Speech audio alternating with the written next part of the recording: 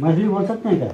मैथिली में नहीं समझ में आएगा मुझे। भोजपुरी बोलना पड़ेगा। भोजपुरी बोल सकते हैं तो हिंदी में बोलिए ना। हिंदी में बोलिए। हिंदी में बोलिए। बैठ जाए अभी सर वहाँ पे। सर को बैठे सर आप आ जाइए।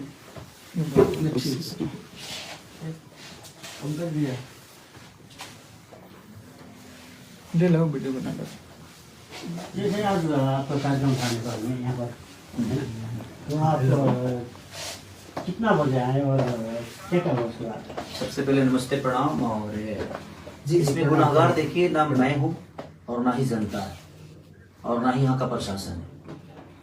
गुनाहगार वो है जो परमिशन लिया हो गया उपेंद्र जी। और परमिशन रद्द होने के बाद हम यहीं पे हैं, हमें इन्फॉर्म नहीं किया पास ही हैं, इनसे थोड़ा एफआईआर और दे रहे मैं हैं। यहाँ पे करीब उसके बाद 7 साढ़े 7 बजे मैं बॉर्डर पे आ गया था। सुबह 7 बजे मेरा 11 बजे से कार्यक्रम वो अपना था, बात तो मैं सुबह 7 बजे और जब मेरा कार्यक्रम लिखने की बात थी तो यही गए थे कार्यक्रम लिखवाने को। एक बार दिखा दीजिए। क्या नाम पड़ेगा आपका? मेरा नाम चौधरी नाम है। मेरा नाम चौधरी हो। हाँ वहाँ खेसारी भाइ भैयासँग महीने गएको थिएँ पैसा उहाँलाई पुर्याउनलाई। और मैं कितने बजे आया था यहाँ पे? 35 लाख। हमरा चाहिँ वहाँ पे कितना बजे 10 बजे 11 बजे वहाँ पे खेसारी भैया को। हम लोग नेपाल कितने बजे एंट्री किए थे? नेपाल यहाँ से हमको तो कितना 6 बजे 7 बजे हमको सुबह में नहीं, हम लोग 9 बजे होटल में एंट्री किए हैं सुबह। हम नहीं आए तो भैया हम नहीं थे। ये नहीं आपका ही आदमी था ना? अनि त्यसपछि के भयो? उहाँ कतिखेर आइपुग्नु भयो यहाँ? उहाँ चाहिँ गएर 7 बजे मेरो साथीले सोद्धाखेरि 7 बजे उहाँ जुन छ हाम्रो यहाँ होटलमा आइसक्नु भएको थियो। अनि त्यसपछि गएर हामीलाई पनि कुनै जानकारी तपाईँलाई गएर यो पुलिस प्रशासनबाट कुनै जानकारी भएन। एक्कासी उहाँले जब गएर तपाईँलाई गएर जुन छ के अरे 12 बजेतिर पनि जुन छ जब गएर आधी मान्छे उहाँको भित्रै सकेपछि गरी तपाईँको जुन छ उहाँहरूको म्युजिसियनहरू अरू विभिन्न मान्छे 15-16 जना भित्रै सकेपछि त्यसपछि हामी एउटा टिकट पनि गएर सुरु गर्यौं।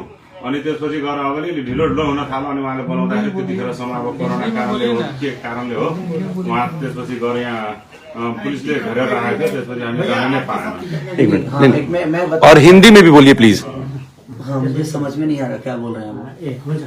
तो आज जो स्टेज यहाँ पर बना हुआ था, आपका प्रोग्राम भी था, तो आपका कौन कौन सा क्या पूरा टीम, कितने आदमी का टीम था? क्या क्या इक्विपमेंट आपका आया हुआ था? 25 से 30 लोग थे हम। और हमारे इंस्ट्रूमेंट जो बजाने वाले लोग थे वो थे और हमारी डांसर ग्रुप की लड़कियां थी। और सबसे बड़ी बात कि ये लोग जब मेरा कार्यक्रम किए तो इन लोगों ने बताया ही नहीं कि टिकट शो है। टिकट शो का मुझे पता ही नहीं था। मैं जब यहाँ आया, जब ये सारे हंगामा हो गए होने के बाद मुझे पता चला कि टिकट शो था। और उसमें जनता की क्या गलती है? नेपाल की जनता चाहे कहीं की जनता भोली भाली होती है, उसको ये पता नहीं होता है भाई। वो अपने बेटा को प्यार करने, अब मेरे बारे में क्या बोल रही है जनता, किसी के बारे में बोलेगी क्योंकि उसको हकीकत पता ही नहीं है। तो टिकट शो के नाम पे इन लोगों ने मुझे बुक ही नहीं किया था।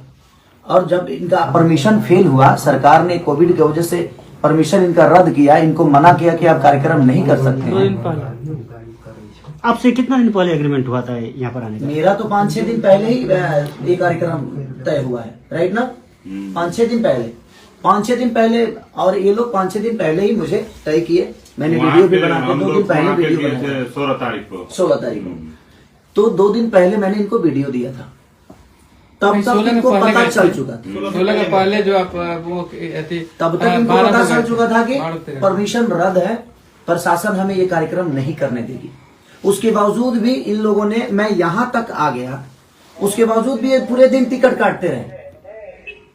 काटते रहे और मुझे पता ही नहीं है कि टिकट कट रहे हैं और टिकट भी एक कार्यक्रम है। और लोगों को सिर्फ गुमराह करते रहे। और उसमें नुकसान ये हुआ कि 4 स्कॉर्पियो लोगों ने जला दिए। इसमें मैं पब्लिक जनता को मैं बिल्कुल दोष नहीं बोलूंगा, क्योंकि इन लोगों ने गुमराह जनता को भी किया और मुझे भी किया। तो आपका कहना है कि जो भी हुआ आयोजक की तरफ से आयोजक अगर मुझे सुबह ही बता दिया होता कि भैया यहाँ परमिशन नहीं है, प्रशासन हम आपको नहीं दे सकते, तो इसमें प्रशासन का भी कोई रोल नहीं है भाई। प्रशासन, अब मैं यहाँ आया 8 बजे 9 बजे में पहुंचा। 9 बजे पहुंचने के बाद 10 बजे मैं रेडी होकर बैठ गया। जैसे निकलना चाहा, पूरी प्रशासन पूरे होटल को घेर लिया गया कि आप कार्यक्रम करने जा ही नहीं सकते। तो मैं प्रशासन को तोड़ के तो नहीं जाऊंगा, क्योंकि मैं आउट ऑफ इंडिया हूं। ये इंडिया तो है नहीं, ये बिहार तो है नहीं, यूपी तो है नहीं। अब प्रशासन बोल रहा है कि आप जा ही नहीं पाओगे, आपको नहीं जाने देंगे हम, क्योंकि वहां पे कोई व्यवस्था नहीं है। अगर आपको कुछ हो जाएगा तो भाई उसका जिम्मेदार हम पे आ जाएगा। जो प्रशासन, नेपाल की प्रशासन निकम्मा है और नेपाल की प्रशासन ने खेसारी लाल यादव को सुरक्षा नहीं दिया, तो हम अपने पे रिस्क नहीं लेंगे, इसलिए आप यहां से नहीं जा सकते। और मैं अभी वही कपड़ा पहन के बैठा हूं सुबह से, अभी खाना तक मैंने नहीं खाया कि कितने लोगों को प्रॉब्लम हुई होगी। मेरे जितने भी बंदे वहां थे, कोई ऐसा आदमी नहीं था जिसको चोट नहीं लगी है, सबको चोट लगी है, क्योंकि पब्लिक को कहीं ना कहीं खेसारी लाल यादव चाहिए था और मैं उसी के लिए आया भी था। इसमें मेरी कोई गलती, आयोजक ने एक शब्द अभी तक, जो मेन आयोजक है अभी तक मिलने नहीं आया मेरे से। क्या नाम है भैया उनका? क्या नाम है उनका? उसका श्रवण जी। श्रवण जी अभी तक मिलने तक नहीं आए। थोड़ा पूरा नाम क्या है उनका? किसका? श्रवण जी का? सरवने चौधरी है उसका नाम। श्रवण चौधरी। तो श्रवण चौधरी अभी तक मेरे से मिलने तक नहीं आए। हम लोग सारे लोग अभी तक खाना तक नहीं खाए। सुबह सब लोगों ने नाश्ता करके और कार्यक्रम के लिए जा रहे थे हम लोग। और जनता, अब जनता की नजर में ये चीजें लग रही है कि मैं आया नहीं। अभी आप देख ही रहे हैं ना कि यहाँ पे हैं, ये भी हैं हमारे प्रशासन, यहाँ की प्रशासन भी, हमारे एसपी साहब के जो हमारे प्रशासन के लोग हैं वो भी हैं।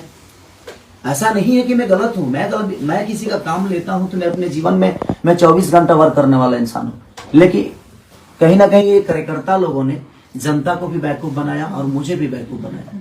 आज कम से कम 1.5 करोड़ का नुकसान हुआ सिर्फ खेसारी लाल यादव के। 4 स्कॉर्पियो को जला दिया गया। इसमें दोष जनता को मैं कैसे दे सकता हूँ? इसमें दोष तो इनका है। हमारे सारे इंस्ट्रूमेंट तोड़ दिए गए, हमारे लड़कियों को चोट पहुंची, तो इसमें दोष ना उन जनता का है और ना ही हमारा है देखा जाए, और ना ही यहाँ के प्रशासन का है, ना ही सरकार का है। जब सरकार आपको पहले कोविड की वजह से मना कर दिया तो ये कार्यक्रम आपको पहले ही रद्द कर देना चाहिए।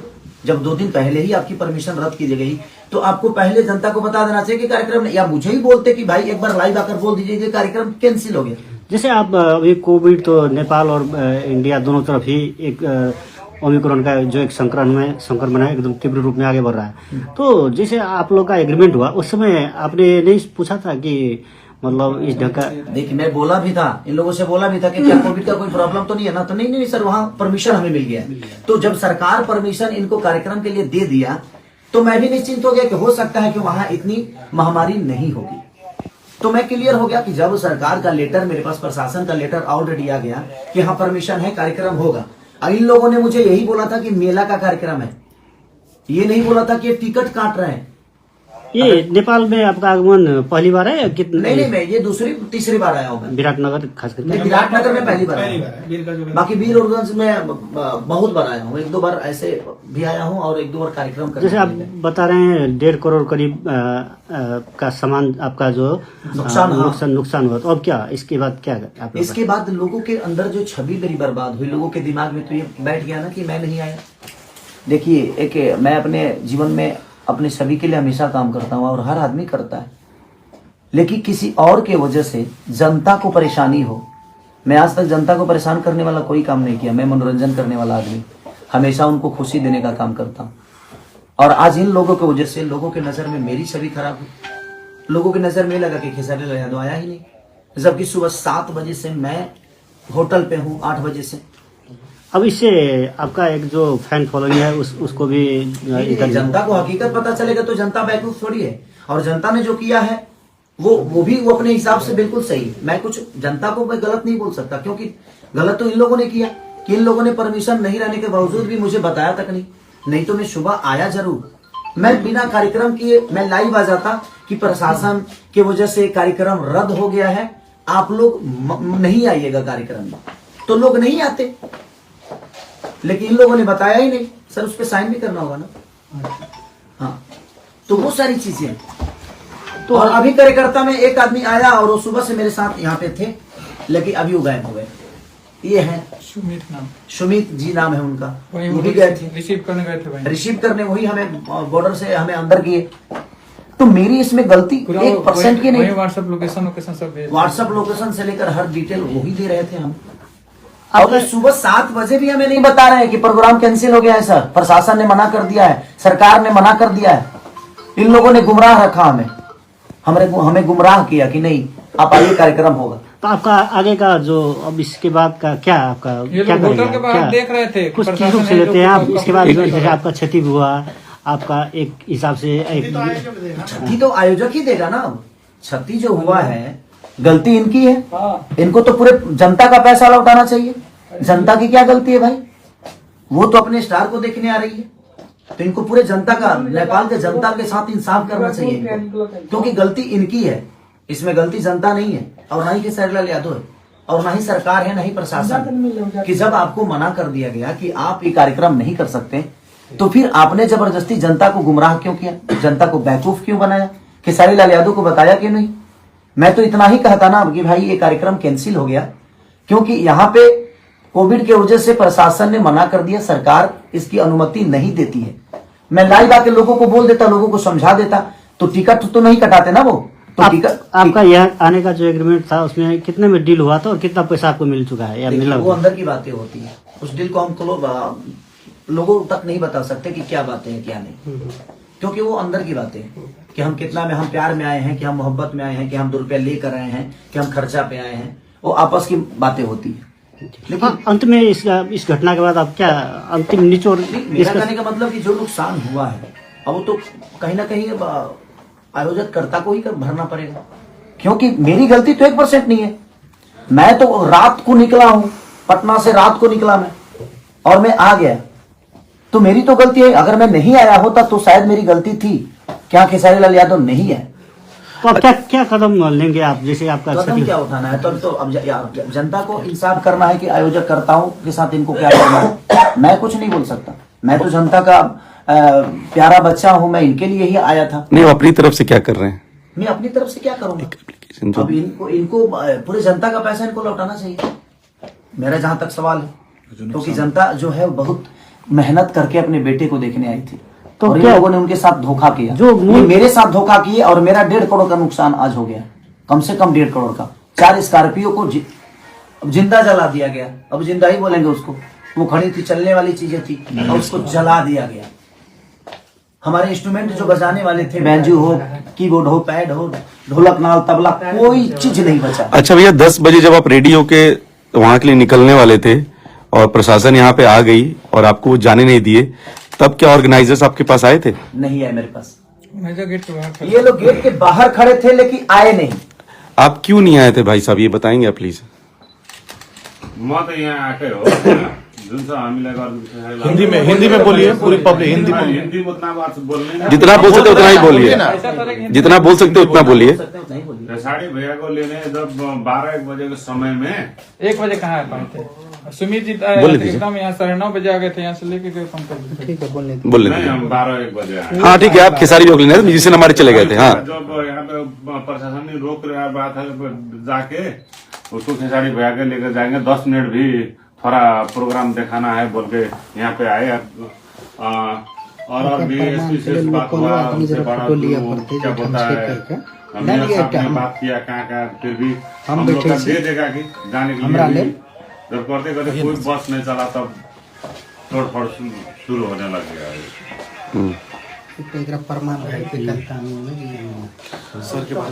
तो चलिए, और भैया का बहुत योगदान रहा हमारे लिए, दिल से थैंक यू भैया को। और यहाँ के मेयर है ये मंत्री जी हैं, मंत्री प्रोविंस का मंत्री हैं, तो मंत्री जी ने भी बहुत कोऑपरेट किया और हम सर को भी धन्यवाद देंगे कि वो हमारे लिए इतने रात मनीष जी बेचारे, और इन्होंने भी अपना योगदान दिया मुझे।